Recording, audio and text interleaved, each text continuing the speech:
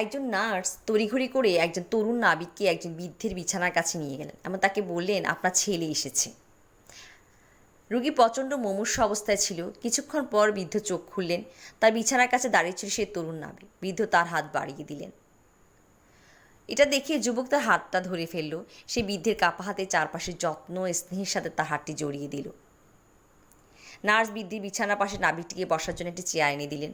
সারা রাত যুবকটি বৃদ্ধার পাশে বসে তার হাত ধরে সান্ত্বনা দিচ্ছিল।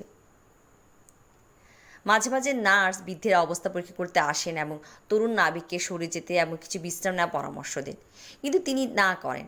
নার্সটি বৃদ্ধের প্রতি স্নেহ দেখে তার মন ছুঁয়ে যায়। পরের রাতে যখন সে ভিতরে এলো, তখন সে শুনতে পেল ওই যুবকটি বৃদ্ধকে কিছু ভালোবাসার কথা বলছে। মুমূর্ষু বৃদ্ধ আর কিছু বলছিল না, শুধু হাতটা শক্ত করে ধরে রাখলেন। ভোরের দিকে বৃদ্ধ মারা যান। যুবকটি বৃদ্ধের প্রাণহীন হাত ছেড়ে দিয়ে নার্সের কাছে গিয়ে তাকে বৃদ্ধের মৃত্যুর খবর জানায়। সমস্ত আনুষ্ঠানিকতা শেষ করে নার্স যুবকটির কাছে ফিরে গেল এবং তাকে সহানুভূতি জানাতে শুরু করলো, কিন্তু যুবকটি তাকে বাধা দিয়ে বলল, আপনি আমাকে এই কথা বলছেন কেন?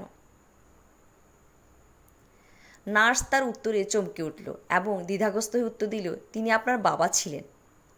তরুণ নাবিক তাকে উত্তর দিল, না, আমি বৃদ্ধ লোকটিকে চিনি না, জীবনে আগে কখনো তার সাথে দেখাও হয়নি। নার্স বিভ্রান্ত হয়ে জিজ্ঞেস করলো, আপনি যদি তাকে না চেনেন, তবে আমি যখন আপনাকে তার কাছে নিয়ে গিয়েছিলাম তখন আপনি কিছু বলেননি কেন?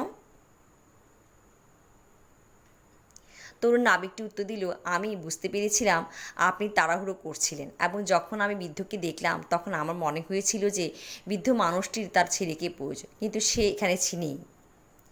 যখন তিনি আমার হাত ধরলেন তখন আমি বুঝতে পারলাম যে আমি তার ছেলে কি না তা বুঝতে পারার ক্ষমতা তার নেই। তিনি খুব অসুস্থ। শেষ সময় তার ছেলে উপস্থিত তার প্রয়োজন, তা জেনে আমি সেখানেই থেকে গেলাম। গল্পের নৈতিক: যখন কারো আপনাকে প্রয়োজন, সাধ্যমতো সাহায্য করুন এবং সাথে থাকুন।